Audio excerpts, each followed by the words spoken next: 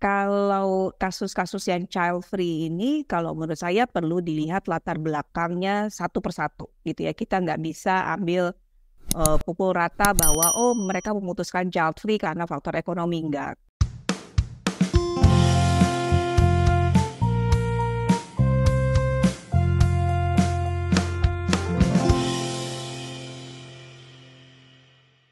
Salam perspektif baru untuk sahabat pemirsa acara ini di media sosial YouTube dengan nama akun Perspektif Wimar TV. Saya Hayat Mansur, senang sekali kembali berjumpa dengan Anda untuk membahas topik-topik penting yang terjadi di sekitar masyarakat dari sudut pandang yang jernih. Sahabat perspektif baru, saat ini Indonesia menghadapi ancaman serius mengenai penurunan angka kelahiran anak. Dalam 3 dekade terakhir, angka kelahiran anak di Indonesia terus turun secara drastis. Hal ini telah membuat pemerintah dan berbagai pihak mengkhawatirkan mengenai kelangsungan regenerasi mendatang. Dan juga tentunya akan berpengaruh kepada upaya Indonesia menjadi negara maju. Karena salah satu syarat untuk menjadi negara maju adalah adanya bonus demografi. Kita akan bahas mengenai topik yang penting ini dengan Ibu Vera Itabiliana yang merupakan seorang psikolog klinis anak dan remaja. Salam perspektif Bu Vera. Halo, salam Pak Hayat. Iya, terima kasih Bu telah bergabung di wawancara perspektif baru. Terus terang kami mengundang Bu Vera untuk membicarakan topik ini karena kami sangat tertarik dengan perspektif Bu Vera yang disampaikan kepada media mengenai penurunan angka kelahiran anak. Nah, saat kita berbicara mengenai penurunan angka kelahiran anak ini dalam 1 dasawarsa terakhir terus turun Bu, dan secara drastis, dan dilaporkan terakhir mencapai 2,1. Nah, apa sih Bu penyebab utamanya angka kelahiran anak di Indonesia ini terus turun? Oke, sebelum saya menjawab, kalau tidak salah dari yang saya baca penurunannya lebih terutama di Pulau Jawa ya, sedangkan di luar Jawa belum terlalu signifikan penurunannya atau bahkan ada yang tidak mengalami penurunan sama sekali. Kalau nggak salah seperti itu datanya yang saya baca. Jadi jangan terburu-buru dengan bilang ini bahwa angka kelahiran turun di Indonesia gitu. Nah, penyebabnya kenapa kalau kita lihat di khususnya di Pulau Jawa dari sisi edukasi gitu ya. Edukasi ini bisa ada 2. Yang pertama dari sisi peluangnya baik laki-laki maupun perempuan untuk mengenyam pendidikan sekarang ini jadi lebih luas, sehingga banyak para perempuan, para wanita yang memang jadinya fokus pada mengambil pendidikan gitu ya, menempuh jalur pendidikan yang lebih tinggi, sehingga ada penundaan untuk menikah dan menunda untuk punya anak. Nah, tapi nanti mungkin ada faktor lain kenapa mereka sampai menunda dan sebagainya gitu ya, nanti ada di poin berikutnya yang saya akan ungkapkan. Nah, terus dari sisi edukasi keluarga berencana juga mungkin ada berhasilnya nih gitu ya, karena jadinya orang keluarga atau pasangan jadi memiliki banyak pertimbangan sebelum mereka untuk memutuskan memiliki anak, sehingga karena menunda sekali lagi keputusan bersama antar pasangan, jadinya mereka jumlah anaknya jadi sedikit gitu ya, karena mungkin batas waktu untuk ibu hamil gitu ya lebih terbatas kalau memang menunda. Bahkan ada pasangan-pasangan yang mengklaim mereka akan child free gitu ya, sepakat untuk tidak memiliki anak gitu kan. Itu sempat menjadi isu tren beberapa tahun ini untuk para pasangan. Kalau dilihat lagi kenapa angka kelahiran menurun, yaitu tadi ya ada penundaan dan juga ada beberapa kekhawatiran gitu ya, sebagian orang yang mengalami kekhawatiran bahwa sekarang nih punya anak tuh sangat high cost gitu ya, costnya tinggi sekali. Nah, itu jadi pertimbangan juga bagi pasangan untuk menunda atau bahkan ya udahlah kita nanti aja atau punya anaknya satu saja, karena memang sekolah mahal, biaya pendidikan mahal gitu ya, belum biaya perawatannya dan sebagainya, biaya kesehatannya juga. Apalagi terlebih lagi kita kan habis pandemi ya, beberapa tahun ini pandemi banyak berpengaruh pada dunia ekonomi, pekerjaan, kesempatan bekerja dan sebagainya. Itu menjadi pertimbangan juga. Satu lagi Pak, saya kelupaan, faktor keamanan ya, gitu ya. Faktor keamanan di mana banyak sekali kejahatan-kejahatan yang korbannya adalah anak-anak. Itu juga satu pertimbangan untuk orang memutuskan punya anak atau enggak, karena kok kayaknya dunia ini tidak aman gitu ya untuk anak. Nah, seperti itu.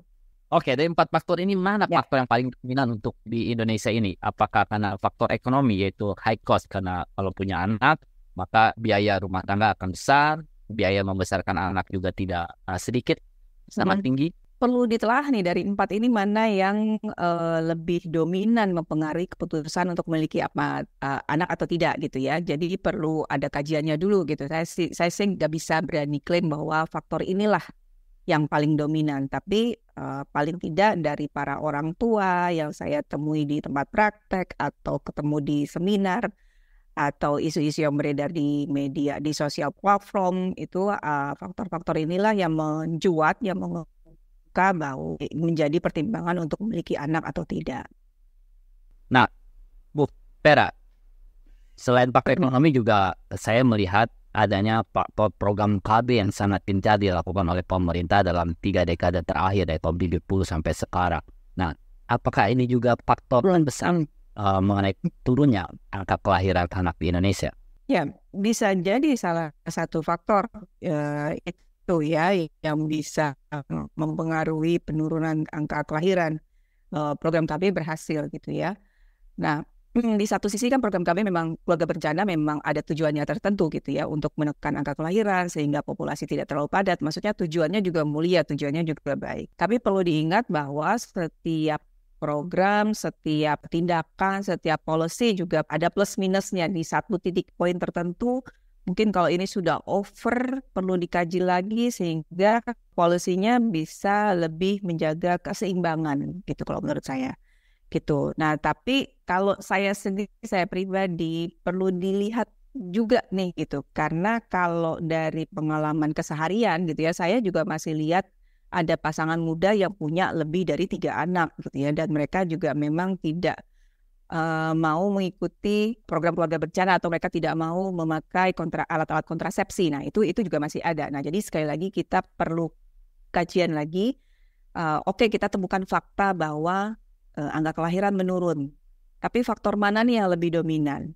Itu apakah faktor ekonomi, apakah faktor karena keluarga berencana berhasil, apakah faktor lebih ke psikologis, yaitu tadi ya, saya ingin berkarir dulu, saya ingin mengenyam pendidikan dulu sehingga saya menunda punya anak. Sehingga tadi pas saatnya siap punya anak, usianya sudah 30 tahunan, dan hanya cukup rentang waktunya untuk 1 anak saja misalnya gitu. Nah apakah lebih ke yang faktor psikologis yang berkaitan dengan keamanan dalam membesarkan anak gitu ya, di mana kejahatan di sekitar anak sekarang banyak sekali gitu, terutama di Pulau Jawa, di kota-kota besar Pulau Jawa gitu. Oke Bu Vera, dari beberapa faktor tadi, kalau kita lihat di negara maju juga mengalami angka penurunan kelahiran anak.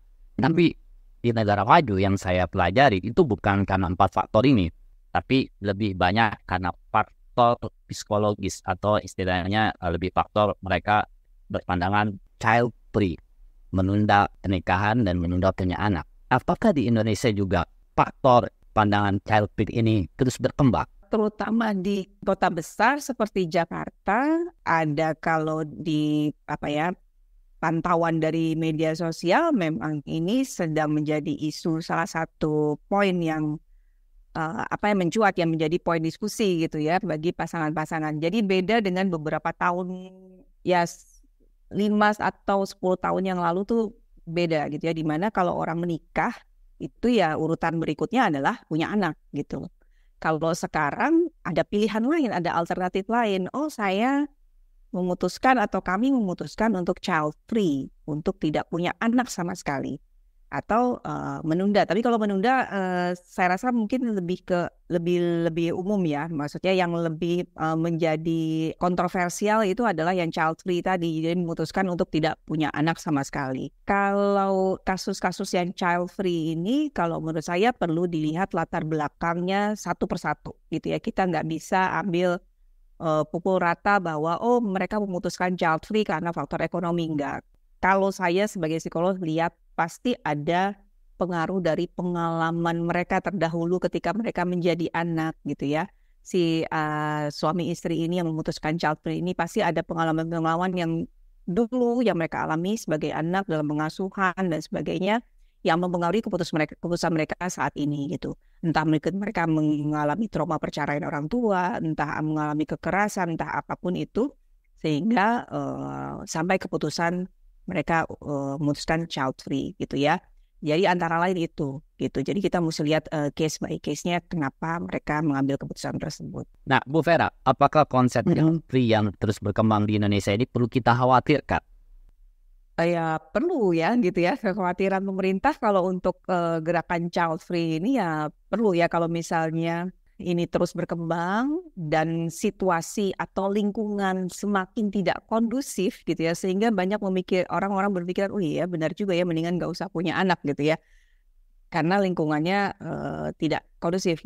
Oleh karena itu makanya kemarin waktu di satu media saya sempat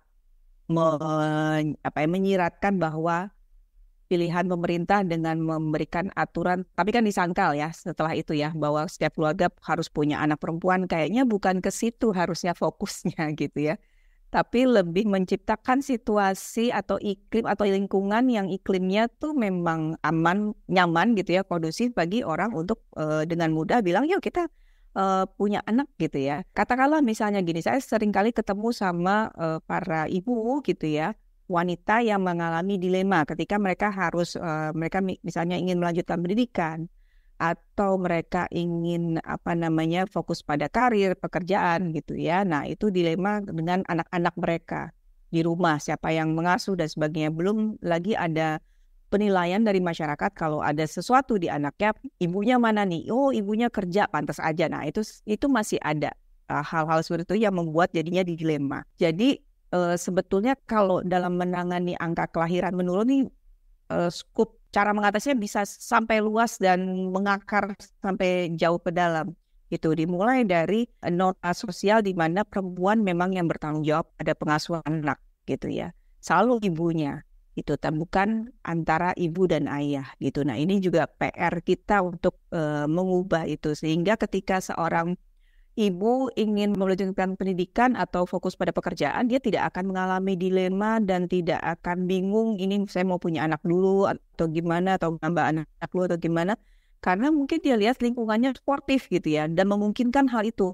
Kenapa nggak dua-duanya? Kamu ambil S2, punya anak juga misalnya gitu, karena lingkungannya suportif. Atau kamu mengejar karir, terus bekerja, dan anak-anak juga tertangani dengan baik karena lingkungannya suportif, termasuk dari pasangan gitu ya, terutama dari pasangan. Jadi hal-hal seperti ini yang harusnya jadi fokus, bagaimana pasangan ini menjadi lebih ringan, lebih mudah, pertimbangannya juga nggak terlalu banyak untuk memutuskan punya anak gitu.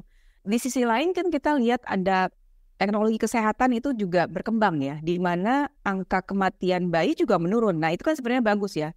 Jadi di sisi lain kita melihat penanganan kesehatan kepada ibu hamil, bayi yang lahir, itu sudah lebih baik. Tapi ironisnya malah justru orang malas punya anak. Nah, itu yang perlu dilihat. Gitu. Kenapa sih kok enggan punya anak? Nah, kalau dari sisi psikologis, apa yang harus difokuskan Bu Vera? Karena kan tadi kan ketika kita bahas ada psikologis dari sisi ekonomi, kalau punya anak high cost. Dari sisi psikologis, kalau punya anak merepotkan, sehingga ada gerakan child free. Nah, apa yang harus difokuskan oleh pemerintah untuk pasangan-pasangan ini siap mempunyai anak? Oke, yang paling mendasar sekali gitu ya, kebutuhan manusia yang basic needs itu kan urusannya dari perut gitu ya, sandang, pangan, papan. Memiliki anak itu ada di atasnya.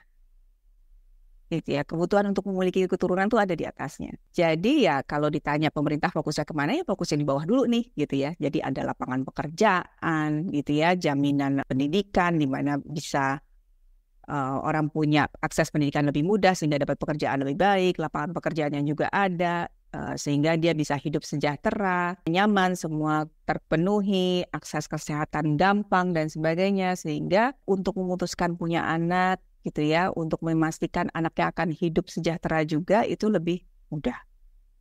Seperti itu. Nah, jadi kalau ditanya specifically saya nggak bisa jawab apa yang harus dikerjakan karena akan banyak sekali.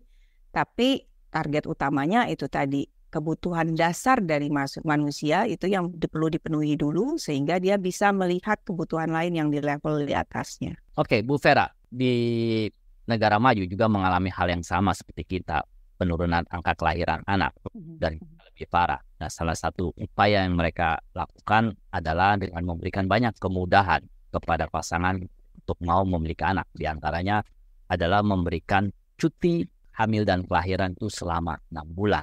Nah, di sini nggak ada. Nah, apakah konsep-konsep tersebut harus diterapkan di Indonesia ataukah ada konsep lain yang harus kita laksanakan?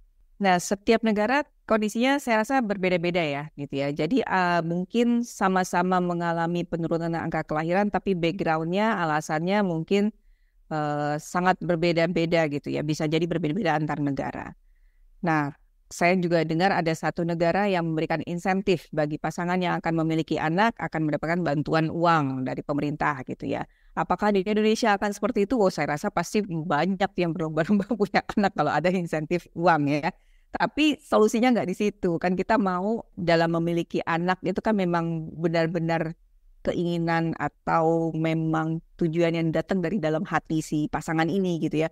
Bukan karena, oh itu lumayan tuh dapat uang gitu ya. Enggak seperti itu gitu ya. Jadi kalau tadi ditanya apakah cuti gitu ya, cuti 6 bulan itu salah satu solusi, bisa jadi ya salah satunya gitu ya. Salah satunya ya di mana jadinya ibu setelah melahirkan atau selama hamil dan melahirkan dukungannya lebih besar daripada pasangan gitu ya. Dan ibu juga kalau misalnya ini berlaku 6 bulan, cuti 6 bulannya untuk si ayah gitu. Kalau untuk si ibu sendiri cuti 6 bulan itu lebih leluasa beradaptasi gitu ya, mengubah kebiasaan, mungkinnya dari tadi dia mau kembali ke pekerjaan lagi, itu lebih mudah mengingat juga 6 bulan itu kan waktunya ASI eksklusif gitu ya, sehingga ASI eksklusifnya bisa secara maksimal diberikan kepada bayinya. Itu alangkah baiknya kalau memang bisa diterapkan di Indonesia. Tapi kita lihat juga faktor-faktor lainnya seperti apa. Gitu. Jadi memang harus secara menyeluruh gitu ya, thorough gitu ya, semua aspek dilihat, semua aspek bergerak serentak untuk mengatasi kendalanya masing-masing gitu ya. Kalau kendala cuti diharapkan bisa. Nah, terus apalagi misalnya kalau cuti dikasih 6 bulan tapi selama cuti ini gajinya gimana gitu ya, apakah ini unpaid leave, nanti timbul masalah baru lagi, padahal kan mereka butuh pemasukan itu untuk membesarkan anaknya. Nah itu kembali lagi ke faktor ekonomi juga. Terus lingkungan mereka tempat tinggal seperti apa, apakah higienis, apakah bersih, apakah cukup aman untuk anak tumbuh kembang, apakah di dekatnya itu pasar yang banyak premannya, yang banyak tingkat kejahatannya misalnya gitu. Nah itu juga perlu pertimbangkan. Jadi itu kita balik lagi ke perumahan gitu ya, tata kota itu luas sekali gitu ya. Nah, terus transportasi anak yang nyaman bagaimana dari rumah ke sekolah gitu, di mana kita sekarang di media suka dengar ada anak diculik dan sebagainya gitu ya. Nah, ketika anak ditinggal bekerja oleh orang tuanya, apakah ada support system yang bisa menjaga anak-anak ini selama orang tuanya bekerja gitu ya. Kemarin ada kasus anak menjadi korban kejahatan seksual ketika orang tuanya dua-duanya harus bekerja di luar rumah, sedangkan anak-anak ini masih usia balita. Nah, kisah-kisah seperti ini kan jadinya ikut mempengaruhi secara psikologis ya bagi para orang tua atau para pasangan yang mau menikah, yang mau membentuk keluarga. Nah, ini menjadi pertimbangan lagi kalau misalnya mereka melihat situasi saya dengan cerita yang muncul di media itu kok nggak jauh beda gitu ya. Jadi ada relate ke sana gitu. Kecuali kalau memang beda jauh kondisinya, level ekonominya beda jauh, mereka mungkin nggak akan relate dengan cerita itu. Tapi kalau misalnya mereka relate dengan cerita itu, kok sama ya kondisinya saya dengan suami juga, atau saya dan calon suami saya nanti juga harus bekerja, nanti anak-anak bagaimana? Nah itu jadi pertimbangan. Nah, Bu Vera, ya. Ini angka kelahiran anak di Indonesia terus turun ya. Artinya program keluarga berencana boleh dikatakanlah sukses. Nah, apakah program tersebut sebaiknya dihentikan saja supaya tidak terus turun kelahiran anak di Indonesia? Nah, dikaji lagi apakah harus memang ini gitu ya. Seperti tadi saya katakan, kalau saya baca di berita yang penurunannya yang signifikan ada di Pulau Jawa, di daerah lain belum tentu nih gitu. Jangan sampai satu program ini di stop karena satu wilayah mengalami penurunan, begitu di stop nanti kita mengalami ledakan penduduk lagi. Jadi memang sekali lagi memang perlu kajian yang menyeluruh dulu sebelum diambil policy tertentu, tindakan tertentu. Jadi apa yang seharusnya dikampanyekan oleh program KB ini? Karena kan tadi kalau soal satu keluarga punya satu anak perempuan kan sudah dibantah dan sudah mendapatkan pro kontra di masyarakat. Sekarang apa ke depannya untuk program KB ini? Program KB jadi kalau dulu-dulu gitu ya, mungkin kita bicara soal pembatasan jumlah anak gitu ya, punya anak jangan banyak-banyak gitu. Kalau sekarang mungkin lebih ke bagaimana membangun keluarga yang seimbang gitu ya. Seimbang itu luas ya, termasuk tentang kesiapan pasangan menjadi orang tua gitu ya. Terus bagaimana membangun support system. Support system ini saya bicara bukan hanya lingkungan keluarga saja ya, tapi lingkungan di luar rumah. Lingkungan RT, RW gitu ya, kelurahan. Bagaimana lingkungan itu bisa jadi lingkungan yang aman untuk orang tua membesarkan anak. Saya kira sih PR-nya juga mengarah ke sana. Jadi tidak hanya si keluarganya saja, tapi juga lingkungan di sekitar keluarga tersebut. Gitu. Jadi it takes a village to raise a child, itu ada betulnya. Bahkan kalau menurut saya sih it takes a country ya, satu negara, tidak hanya satu kampung saja untuk membesarkan anak. Oke, terima kasih Bu Vera atas perspektifnya. Dan sebagai penutup, saya mengingatkan kembali bahwa kehadiran anak merupakan hal yang kita butuhkan untuk kelanjutan regenerasi. Jadi, pertimbangkan Anda secara matang apakah ingin punya anak atau tidak. Terima kasih, salam perspektif baru.